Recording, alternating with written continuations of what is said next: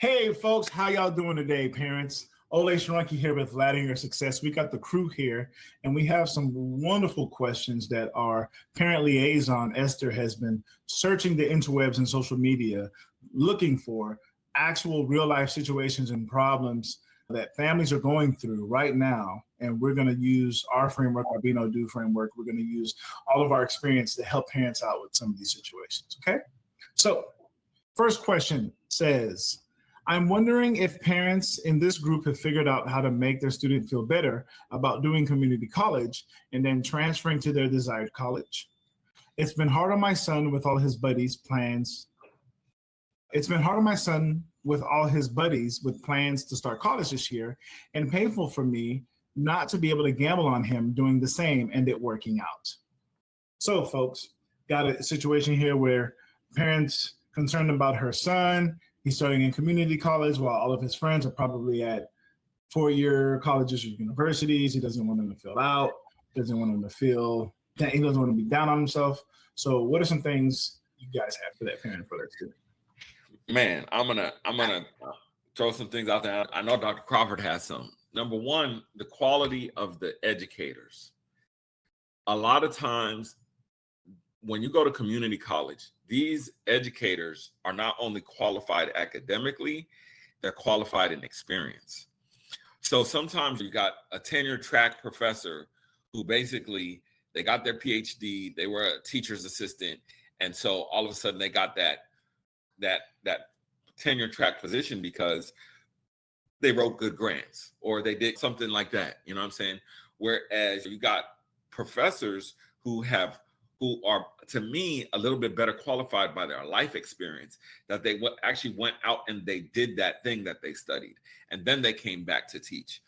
And so to me, the professors are just as qualified. Sometimes, in some cases, and I'm not knocking anybody, but you will have professors who, because of either student loan debt or something, they're a tenure track professor at one university, but then coming and teaching at another university, or they're adjunct professors at multiple universities and in multiple systems. So all of that is really helpful to getting a quality education, right? Is who's teaching you, right? Not just the textbooks. Now, I will say this, is that he can start there. He doesn't have to end there. So transferring is a phenomenal opportunity. Being able to transfer from one school, especially right now, there's a lot of universities that have memorandums of understanding with community colleges. And when he transfers, he will be in a better financial position, but also sometimes better prepared to handle that campus life, because there's some people who aren't ready to just get on campus and stay on campus the whole entire time. Because I remember this, real quick story. I remember there was a young man in this biology class, and I used to drive to campus. So we had a quiz. As soon as that you came in, the quiz was there. The quiz was gone in 5 minutes. It was literally 2 to 3 questions. It was gone in 5 to 10 minutes. So if you got to class late, you were missing this quiz. And I remember driving to campus. I got to go find parking, and then I got to run up there, and it's an 8 a.m. class. Y'all know 8 a.m. doesn't seem like it's that bad, but for some reason, those 8 a.m. classes. Anyway, long story short, the guy I went to community college. He didn't. He lived on campus. He would be late just coming from campus. I went to a private institution, $40,000 a year. Guess who failed out of class? And so the thing is, a lot of times we put too much in, did you go straight to that 4-year campus experience? That we put a lot on that. But I know Dr. J has a lot on this. So go ahead, Dr. J. With this situation, I have more questions. And just to put it out there for whoever's listening or have a similar situation, it would be, is the concern that the kid is missing out socially because his peers are going to university? Or is there concern about the quality of education? And so I would try to separate my answers in those two domains. If the first one is the socialness of his or her peers going to a university while they're going to a community college, that's where we need to understand and have that conversation with the student, the purpose of even going to college. Are we going to college so that we can follow what our friends are doing, or are we going to college for an intended reason? Because if they're your true friends, you can remain to be friends and do other activities outside of school and class time, right? That's just socialness. Now, where we're talking about missing out because the student is not on a college campus, if we be honest, the social experience of being on a university campus, that is great, but that should not be your purpose of going to school and getting a college education. Now, so I would say have that conversation of what is the purpose here. We don't know the friend's financial situation. They might have scholarships, or if they're paying out of pocket. Festus already addressed this. If your student is going to a community college and then transferring, if there's loans and other things, they will be in a better situation financially compared to their peers, right? And so we just want to consider that as well. Now, the second part, if it's a concern about the quality of education, because you're going to a university or you're going to a community college, it's not a community college because there's a lack in educational quality. It's a community college because the resources and their goals are completely different from that of a university. The university have different things that they use tuition to pay for. It's different for community college. It is for them to give you the college level education at an affordable cost because they're not charging you for certain things, same as university. It's different things that's part of the tuition. But as far as getting the education, the exact same educational requirements are there. To teach at a college institution, you should have at least a master's or at least 18 credits in that specialized field. Same for university.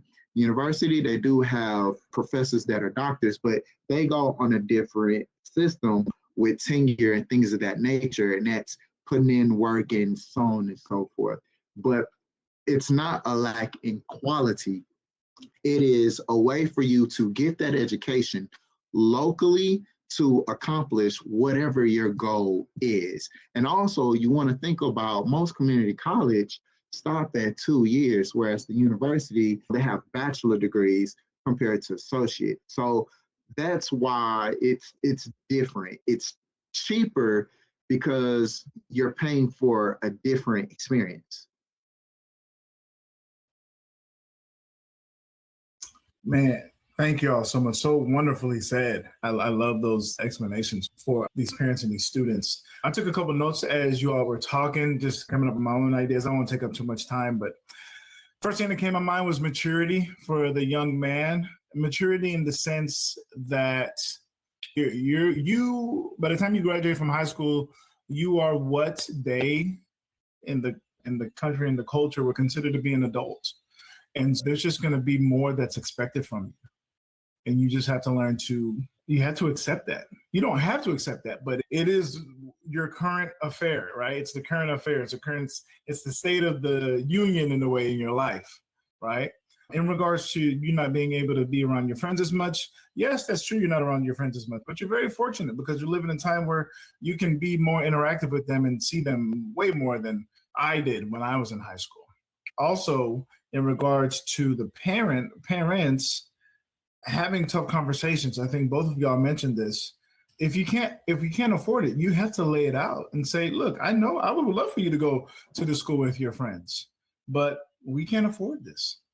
We could technically, but we're going to put ourselves in a rougher situation than if we went the community college route. Right? Which, to Crawford's point, is the reason why community colleges are there. Most universities, most colleges have transition plans or ways for you to take those courses so they can transfer to a college or university. And the last two things I have are, why are we here and what is our purpose? When I hear that a student is like the number one thing is they're worried about not being around their friends, it kind of tells me that there's a failure to truly recognize what the purpose of it is. Not only their purpose, or maybe not their purpose, but the purpose of why we're here. And I know it's hard for young people to understand that this is just a small bit of time, right? If you do it right, no more than 6 years, right? Compared to the rest of your life. So just look at it in terms of that. This is just a small sacrifice you have to make. And when you say sacrifice, you're going to win in the end if you do this the right way, because you're not going to have as much debt, if any, and you'll have a degree. So you'll already be putting yourself in a situation where as you start to increase your salary, you'll be able to do more with it. So make sure you understand the true purpose while you're there. Okay. All right. So second question, last question. How are y'all helping your teens cope with all the big life changes that come with leaving for college? Leaving home, being away from family, long distance relationships, pressure, anxiety, trying to figure life out. It's a lot on these kids' emotion.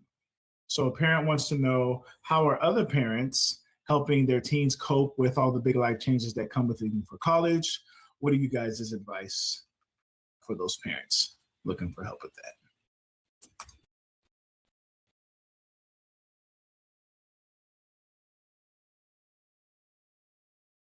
I can start if you need me to. Okay, I was gonna say my take on this one might not be the best take, so I do want to start with that. But when I hear it's a lot on these kids emotionally, my first thought is, no, it's not. Everybody in every generation has endured challenges, and those challenges look different as time continues.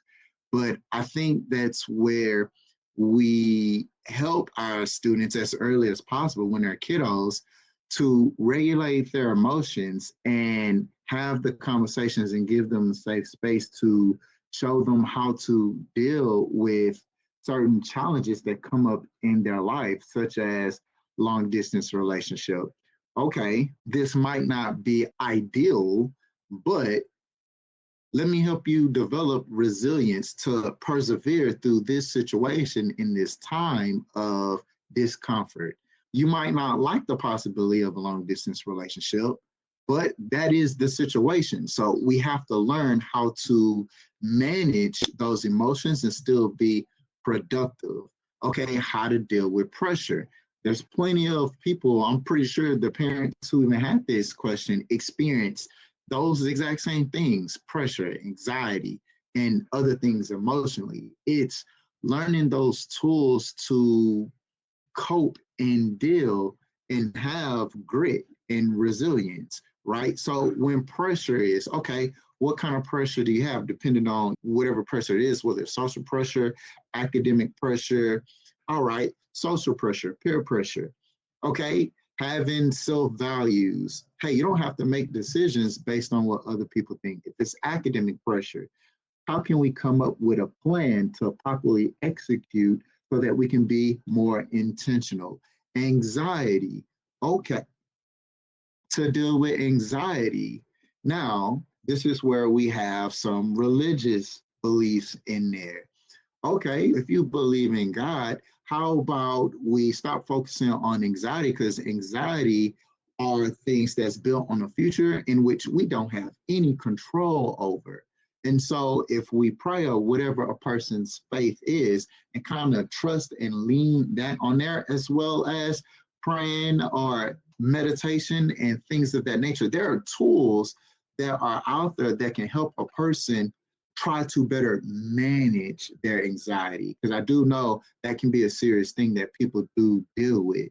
But I think that is us investing in our children as early as possible so that they can build these type of skills to manage their emotions and improve their emotional intelligence, so that number one, they can identify what that emotion is, name it, and be able to discuss it and then handle the situation appropriately in which triggered said emotion.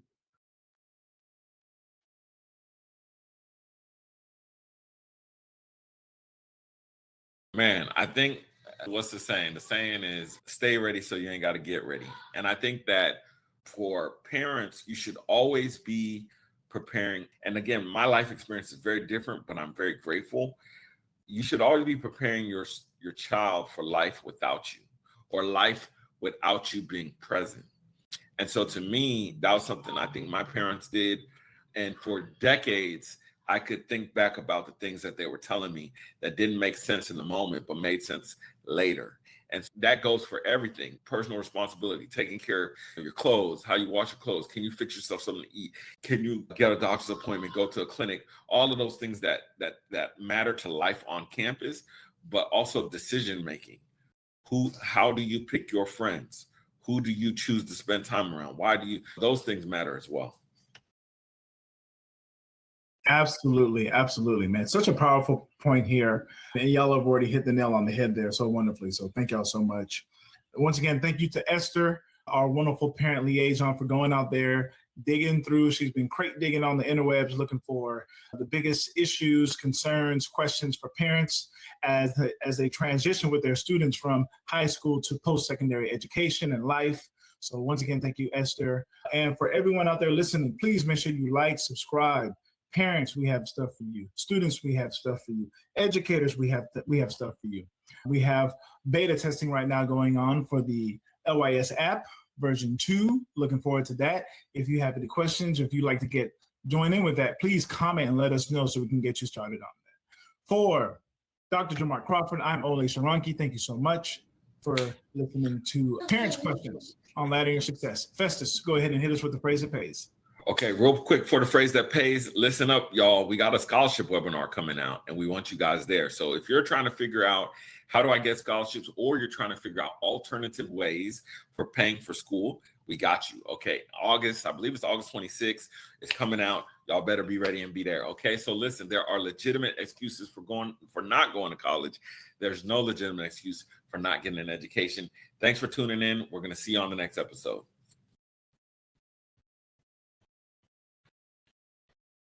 Mm-hmm.